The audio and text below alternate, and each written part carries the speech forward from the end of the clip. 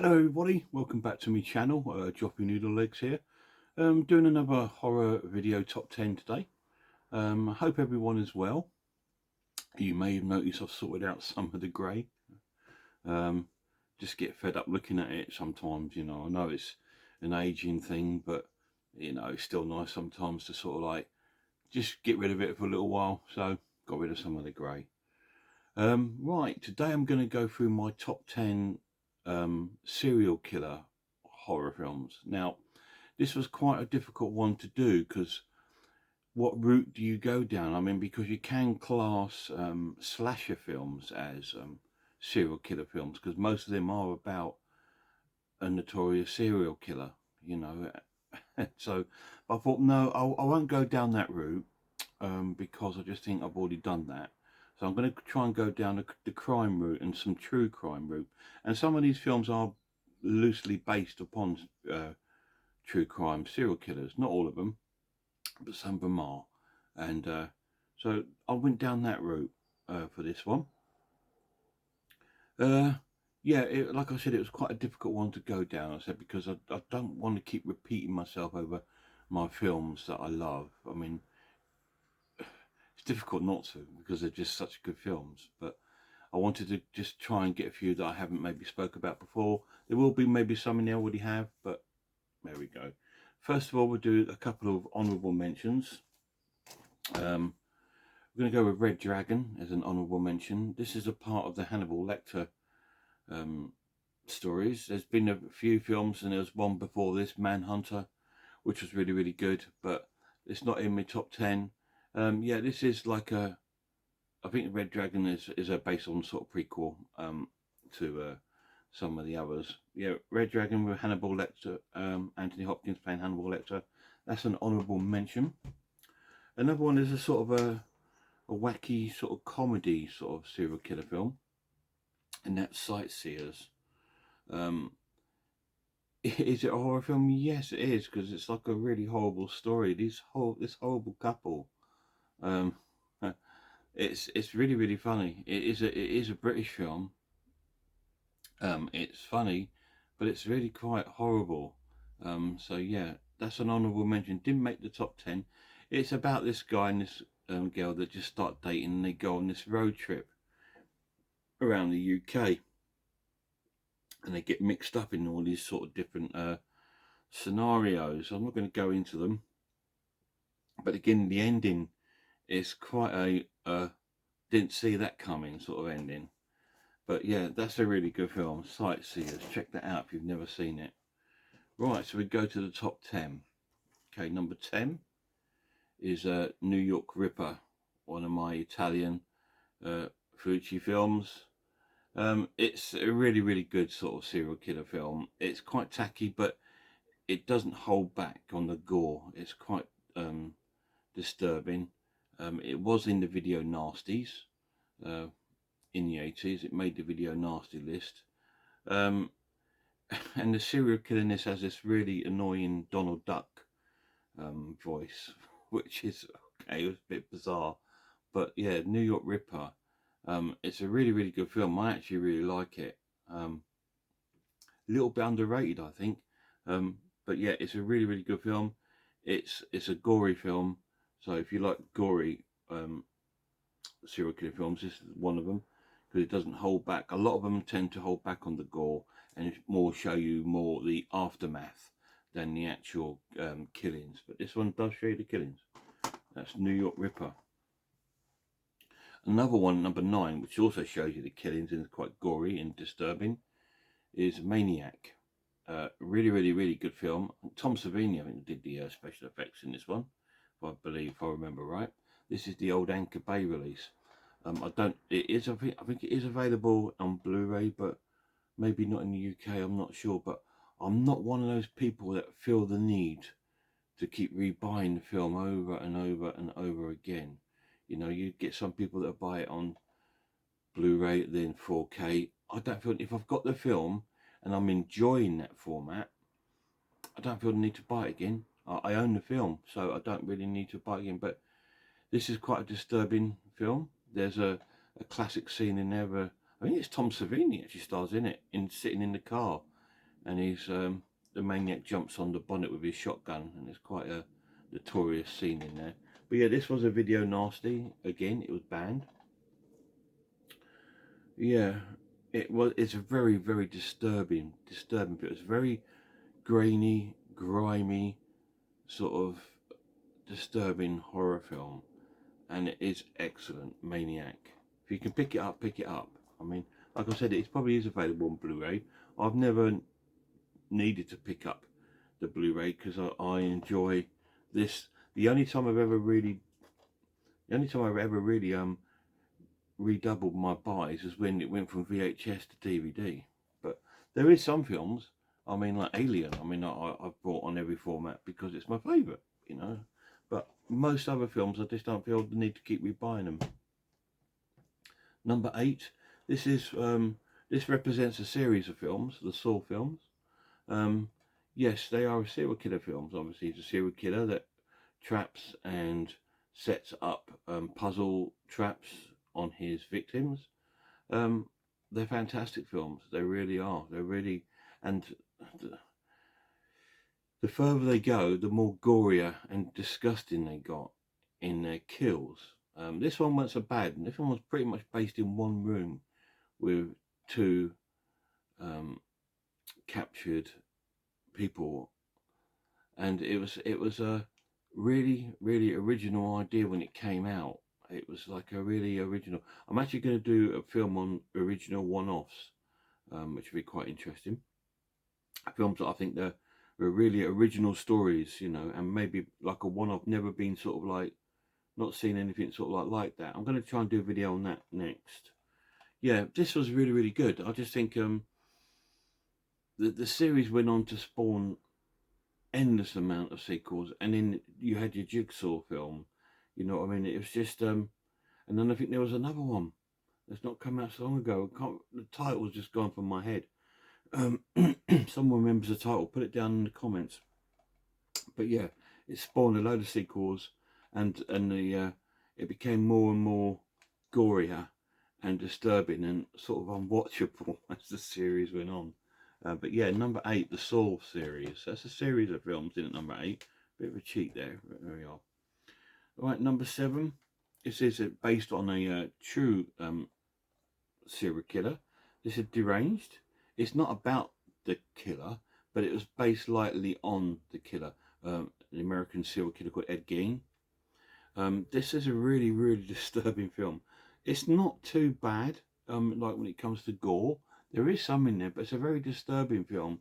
It's just got disturbing images in it of this sort of like, I don't know how to describe him. I don't know if redneck's the right word, but he's like an American sort of redneck, and I think his mother dies, and he becomes sort of like obsessed with that, and he ends up. It's got a little bit of a psycho feel to it, to be honest. And he sort of kills the women and stuff like that. It is a really good serial killer film. Like I say, it is based on Deranged. There's one film I didn't put in here because it's difficult to put in, and that was obviously Texas Chainsaw Massacre. This is quite similar to it. I didn't want to put that in there because I've already covered that in some films, and I'll probably cover it again in a future disturbing films. But Deranged, yeah. Good film. This, it says here, the confessions of a necrophile. So that sort of tells you what that's about. Okay. It is an odd film, really, really well acted. It's well acted because you actually believe that guy is a nutcase. Yeah, that's number 7. Yeah. Number 6, bit more of a modern film with Bill Nighy starring in it, and it's called The Limehouse Golem, sorry, based around Limehouse in East London, which is around the sort of Whitechapel area. Limehouse is all around that sort of area of London, Shadwell and all that sort of area. And this is a historical costume drama, serial killer film. Definitely a horror film because it's a horrible story. Again, it's about a serial killer. Not too dissimilar really to the Jack the Ripper films, to be honest. But it's a really, really good film. Good story. It took me a couple of watches to get into it. It says before the Ripper, fear had another name. Okay, so this is supposed to be based before Jack the Ripper, but really, really good. All based in London. British film again. Really, really good horror film. And that is my number 6. Top 5 now. Number 5 is a classic with Anthony Hopkins, Silence of the Lambs. A fantastic film. Again, I just think it was again a sort of film that kickstart the sort of serial killer craze that came around when this came. I think it's come out in the 90s. It sort of kick-started into sort of like a sort of serial killer films, which there's probably 1 or 2 more in here that became really popular.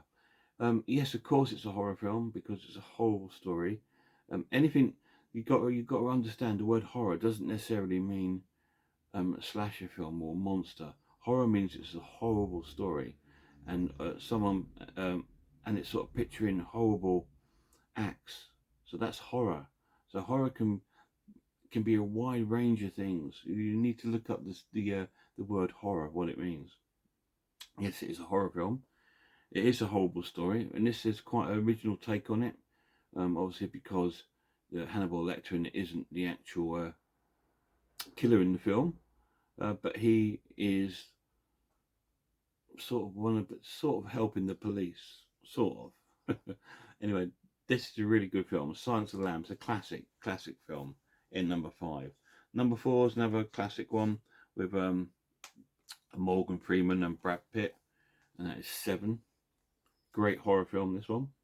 This one again is based on a serial killer. In this serial killer is sort of killing under the 7 deadly sins, and I think once he's done all 7, he gives himself up to the police, and they have to and it sort of like tracks him trying to find the other killings that they haven't found. Some of the killings they find before he actually gives himself up, and the others they have to sort of find it. 7. It's a classic film. It really, really is. Great cast. Really, really good. Kevin Spacey in it. Really good. That's in at number 4. Number 3, it's the other Anthony Hopkins one, Hannibal. This is my favourite of the Hannibal Lecter films. I think mostly because it is based on Hannibal Lecter, whereas Silence of the Lambs is not really based on him, and Manhunter is not really based on him. But this one is, and it's a horrible film, and it's got some really horrible images, and yeah, the pig farm for one. Yeah, it's just it's a really good horror film, and it's a great serial killer film. Again, this one, it came out after Silence of the Lambs, so it's more of a sort of prequel, I believe, or it could be a sequel. I can't remember now. Yeah, because if I remember right, in the Silence of the Lambs he escapes, and this is it is the sequel. I think it's got Julianne Moore in this one. Which the other one had Jodie Foster in. This is a really, really good film. Really gory. Lots of different sort of kills, debowments, and all sorts. If you've got the stomach, watch Hannibal. Really good. And number 3. Number 2, I've talked about it before. It's one of my favourite serial killer horror films, and that is a Johnny Depp film and Robbie Coltrane, From Hell. This is based on Jack the Ripper. Another true story. Obviously the actual killer itself is made up in this film because it's unknown. They still don't know who Jack the Ripper was. I believe he never got caught. So this is the interpretation of who it was. It's a very, very good interpretation, and I think it was based on a lot of the closest sort of like interpretation of who the killer was, and a lot of people still believe that this was the killer in the film. But this is really cool. Johnny Depp and Robbie Coltrane play two investigating detectives from the London Metropolitan Police Service, and it's really funny in Johnny Depp's American accent, which is quite good actually. Really, really cool. I believe Heather Graham's in it as well. It's her on there. It's really cool. Really good film. Really atmospheric in Victorian London. Great costumes, great set designs, and it's filmed really, really well. I haven't really got a bad thing to say about From Hell. It's a really, really good film. So I'm down to my number one, my favourite serial killer film. And again, it's based on another true serial killer. This is based on Henry Lucas. And this is Henry, Portrait of the Serial Killer. Now this one stars Michael Rooker. I don't think it was on the video nasty list, but it hit a lot of controversy when it came out. I think the sort of video nasty era was almost gone, but this one hit a lot of controversy and had to have lots of cuts made. This is the new release of the film by Arrow, and it's only just come out. This is the 4K edition, which is really cool. It has various art cards in there as the famous image of the film, and it has the Blu-ray disc and a DVD version of the film, and it's got lots of special features. It has a booklet. It has two booklets. One is like a making of, and the other one is like a comic books sort of storyboards, and there's a big poster as well. Don't like the poster. If it would have been the image of him looking in the mirror, I would have probably put that on my wall, because that's quite a cool picture. But yeah, Henry, Portrait of a Serial Killer. It's pretty much about Henry Lucas and his sidekick that go around just killing anyone. Henry Lucas is supposed to have killed hundreds and hundreds of people. Most of them were never proved because he can't remember them, because he killed so many. And like in this film, he's talking to his partner in crime's sister about killing his mother, and he can't remember how he killed her. You know, he's killed so many people. The most disturbing scene in this film is it's not gory as such, it's just disturbing. The most disturbing scene in this film, I think, is when they do a house raid and you're watching it, and it's like an old VHS film, you know, you're watching it, and then it pulls away from the film, and you're actually sitting on the sofa with Henry and watching it, because they filmed it and watched it as if for their own sort of like pleasure. Now I found that more disturbing than anything else in the film, to be honest. I just thought, whoa. And what a great twist. It's a very dark, and although it's 4K, it's still quite a grainy picture, but that adds to the film. I think it needs that, because if you made it all nice and clear about the grain, it wouldn't be the same film. Amazing film, Henry, Portrait of a Serial Killer. Say it's not gory, it's just a disturbing watch. So if you get a chance to watch that, that's Michael Rooker plays Henry in that film. That's my top 10 serial killer horror films. What are your favourites? Is there any in there you think I should have included? I mean, there are some, obviously. Like I said, with these top 10s, they can go on forever. They end up being top 30s, top 20s, top 50s. You can go on forever doing it. So, but I can only pick 10, and they're the 10 I picked. Please check out some of these films if you've not seen them. Sightseers, it's a good fun film. Henry, Portrait of a Serial Killer. Great films. Anyway, guys, I'm going to leave the video here. If you did get a chance, go and check out Horror Hands channel and The Horror Geek. They're both really fantastic channels. I highly recommend them if you're into horror films. So until next time, guys, look after yourselves, and I really hope I'll see you all soon.